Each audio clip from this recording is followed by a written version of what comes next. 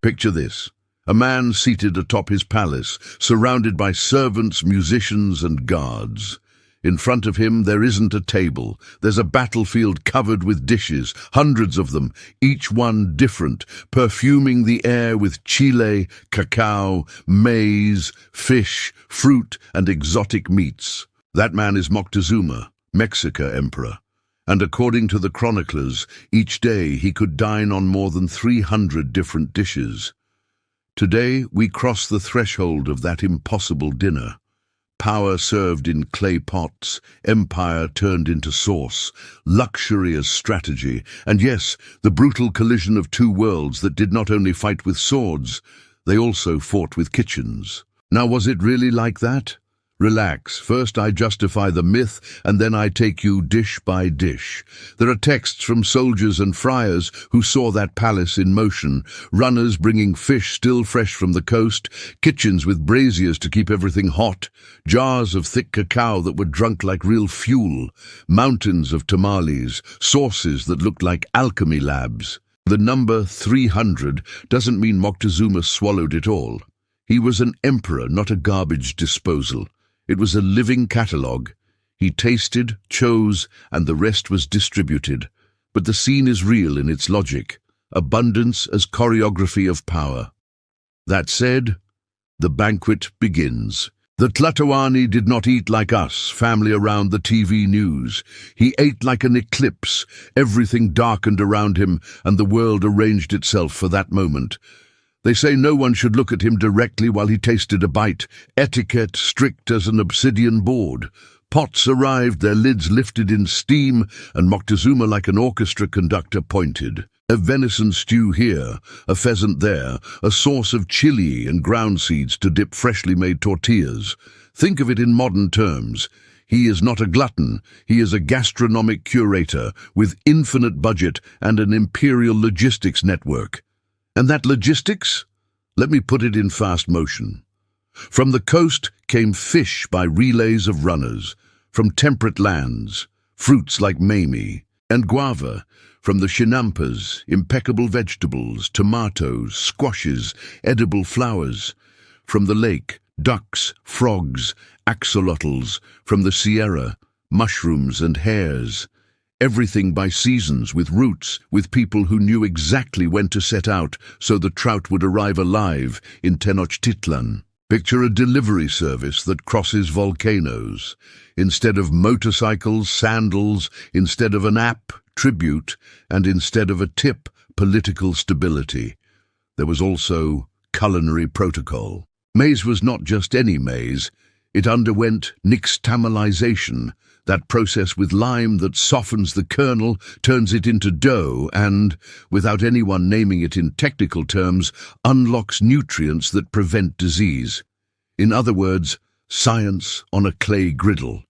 From there, life, tortillas still steaming, tamales for travel, thick atolls in the morning, pozole for long conversations. The sauces were a universe: chile, tomato, tomatillo, herbs, pumpkin seeds, sometimes insects for a crunchy note. And cacao. Cacao is another realm. Ground on a metate, beaten until foamy, mixed with vanilla, magnolia blossom, or chili. One doesn't drink cacao. One participates in cacao. There's a detail I love because it sounds like imperial sitcom. They say Moctezuma liked fish, so fresh there were guards whose only mission was to make sure the runners didn't fall asleep. Imagine the alarm clock. Move it. The boss's chocolate foam is collapsing. And speaking of foam, the jars of cacao were dozens. Not all the same. Some to energize, others for ceremonies, others for, let's say, the Department of Diplomatic Romance. Cacao was flavor, status, and reputation. But the banquet is not only luxury, it is politics that crunches between the teeth. Each dish is a map, subject peoples sending the best of their land, markets like Tlatelolco overflowing with goods, inspectors verifying quality. Moctezuma is not eating. He's demonstrating that the empire works. Flavors are contract signatures, tortillas are official seals, abundance is a speech. And then they appear, bearded men, armor smelling of ship and stiff leather, hungry as marching history. When the Spaniards see Moctezuma's table, their brains crackle. They came with the Mediterranean trinity: wheat bread, wine and olive oil, plus pork, cheeses, onions and garlic. On expedition, things get sadder: hardships, biscuits, salted meat, legumes, whatever survives months at sea. For them, cooking was endurance. For the Mexica, cooking was art, science and calendar. Let's compare without a fistfight, but with flavor. In the Mexica world, the base is the milpa: maize, beans and squash orbiting like planets. Add to that chili, whose heat isn't malice, it's philosophy. Amaranth, chia, jitomate, tomatillo, avocado, vanilla, honey from stingless bees, lake salt and maguey syrups. Proteins: turkey, duck, deer, rabbit, fish, frogs, axolotls, zoloids, quintly dogs, yes, them too, and a fascinating variety of insects: grasshoppers, Eskimos, ahuatle, rich in good fats and minerals. Techniques: griddling on the comal, steaming wrapped in leaves, boiling in clay pots, heating stones to simmer without metal, grinding on the metate to release oils and fragrances. On the Spanish side, the music is different. Wheat in loaves, oil that gives shine, wine that disinfects sadness, pork, sheep and beef that fill you up. Spices from far away when money allows, rice with Andalusi heritage, almonds, honey from European bees. But on campaign, there's no paella or delicate Iberian ham. There's what endures: ship's biscuit, salted cod if lucky, chickpeas boiled until they resemble contemplation. When they encounter warm tortillas, tamales and sweet fruits, it's like going from black and white to color. And conversely, when the Mexica taste fatty pork, strong wine and wheat bread, their palate also takes a cultural kick. Here comes an irony that doesn't forgive. When maize travels to Europe without nixtamalization, centuries later some regions will suffer pellagra from nutrient deficiency. In Mesoamerica, that didn't happen because the process was tradition. In other words, science lived on the griddle long before anyone wore a lab coat. Another irony: chocolate, which in Tenochtitlan was ritual and energetic, would in European courts end up with sugar and milk, turned into a bourgeois dessert. From liquid jade to parlor sweet. Back to the imperial table. What exactly do we see? A parade of colors. Maize tamales stuffed with beans, squash or turkey. Green and red sauces, thickened with ground pumpkin seeds, what we would now call pipián. Broths with fragrant herbs, fish with tomato, tortillas stacked like solar discs, squash blossoms sautéed, tender greens, fruit cut with precision, perfumed honey, toasted amaranth formed into little cakes. Some things that today might feel bold: eggs of aquatic flies, toasted insects, tender frogs, stewed iguana. Nothing wasted, the whole ecosystem is pantry. And while the Tlatoani tastes, etiquette performs its magic. The gourds change, hands are rinsed with scented water, cotton cloths are refreshed. Everything sends a message, nothing here is improvised. The order of the kitchen is the order of the state. If the tamal arrives on time, tribute is in order. If the sauce arrives lukewarm, someone in the supply chain will have a bad day. Then the chocolate arrives. The cups, some say of gold, others finely painted, come foaming. Cacao is whisked with a molinillo or poured from height to raise that foam worth more than jewelry. There are varieties. One with vanilla to lift the mood, one with chile to give vigor, one with blossom to calm the spirit. It is caffeine, theobromine, and poetry. If today we toss back a double espresso before a meeting, imagine the emperor drinking his series of cacaos before receiving embassies. The imperial shot. Was everything unpunished exuberance? No. The Mexica kitchen had sobriety, rhythms, limits. There were ritual fasts, seasonal foods, offerings never touched. Food was sacred, markets were quality control centers, tributes were living contracts. And if we address uncomfortable stories, those reports of ritual cannibalism, we treat them with rigor. Chroniclers speak of cases tied to war and ceremony, not daily diet. They were not specials of the day.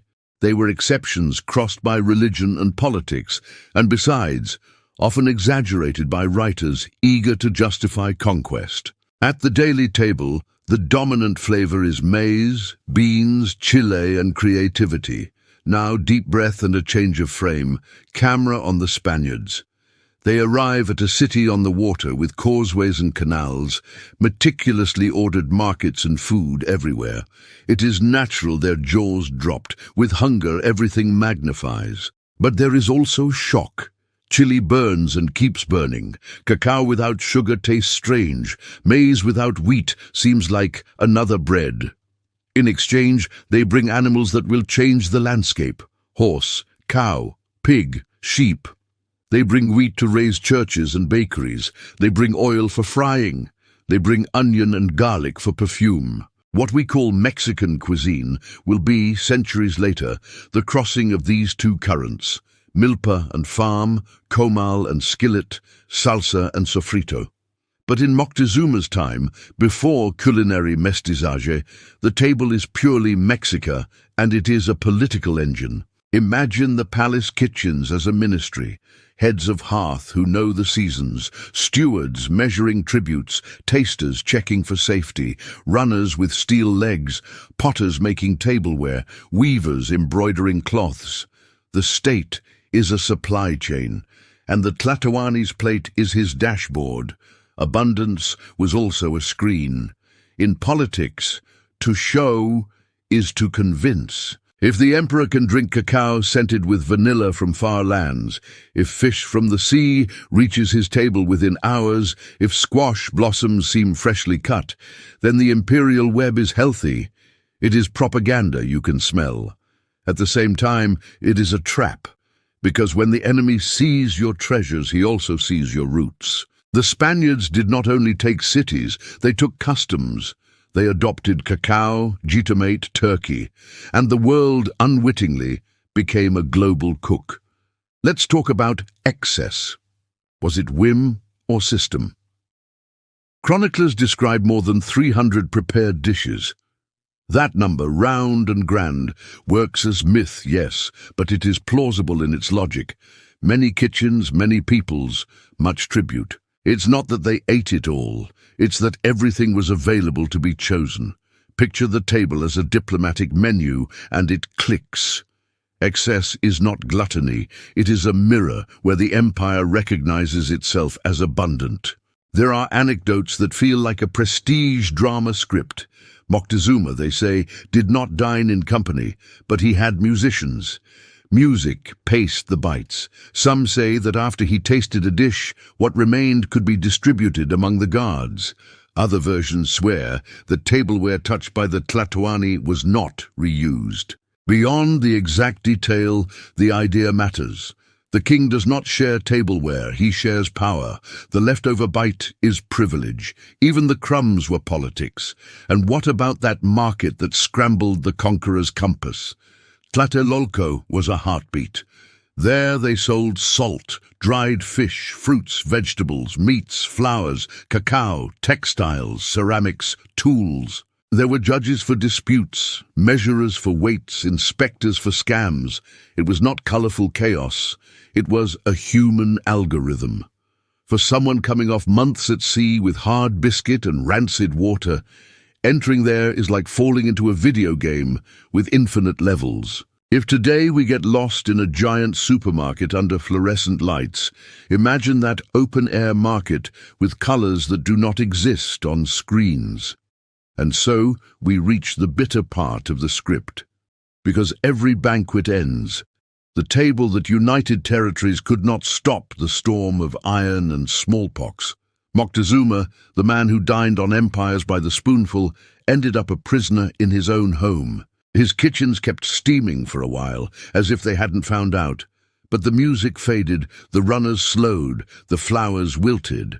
Abundance became a pretext for plunder. If there is so much, take everything.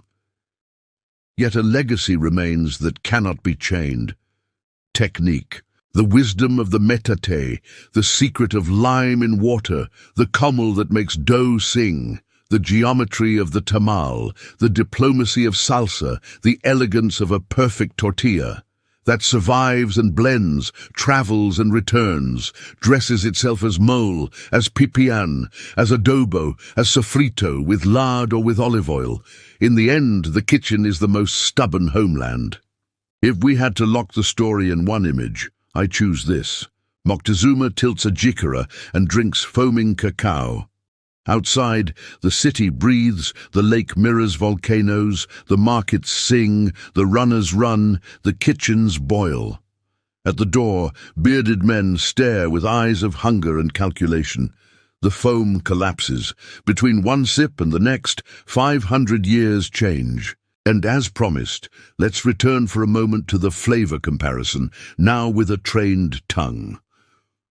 The Mexica world, bright acidity of the jitomate, noble bitterness of cacao, floral sweetness of melipona honey, staircase heat of chili, silky texture of atole, airy crunch of amaranth, green perfume of epazote, the body of nixtamalized maize. The Spanish world of that time, bread with crust and tight crumb, oil that caresses, wine that scrapes and embraces, pork that commands, garlic that commands more, cheese that pushes, stock that repairs, iron-fired stews with toasted edges. The sum, centuries later, is us. Tortilla and crumb, sofrito and salsa, lard and epazote, chocolate and sugar, mole and sandwich bread. But in Moctezuma's time, the protagonist was different. The milpa under its own rules, without European interference, with a vocabulary of flavors the newcomers could barely pronounce. Was it excess? Yes, but excess with purpose. Was it luxury? Yes, but luxury that organized. Was it gluttony? Not so much. It was a way of governing with ladle and griddle, of saying the empire is in order by serving stews. That is why the figure of 300 dishes is not just a sensationalist anecdote. It is a way of understanding how a state keeps its balance, feeding the symbol every day, and of course there is the thorn of tragedy. The banquet did not stop alliances between internal enemies and outside strangers, did not cure new diseases, did not halt gunpowder. History tilted. But paradoxically, it was in the kitchen where a silent victory occurred. The world adopted maize, jitomate, avocado, chocolate, chile. The planet's table changed forever. The global palate has a Mexica accent. Today, when someone bites a tortilla, sprinkles chile, spreads avocado, or drinks a hot chocolate, even if it carries sugar and milk, without knowing it, they repeat an ancient gesture. An echo of that table where power was served by rounds, where runners measured time in strides and cooks were engineers of fire. So the next time someone says to you, Moctezuma dined on more than 300 different dishes, do not picture him with a fork in each hand like a human mill.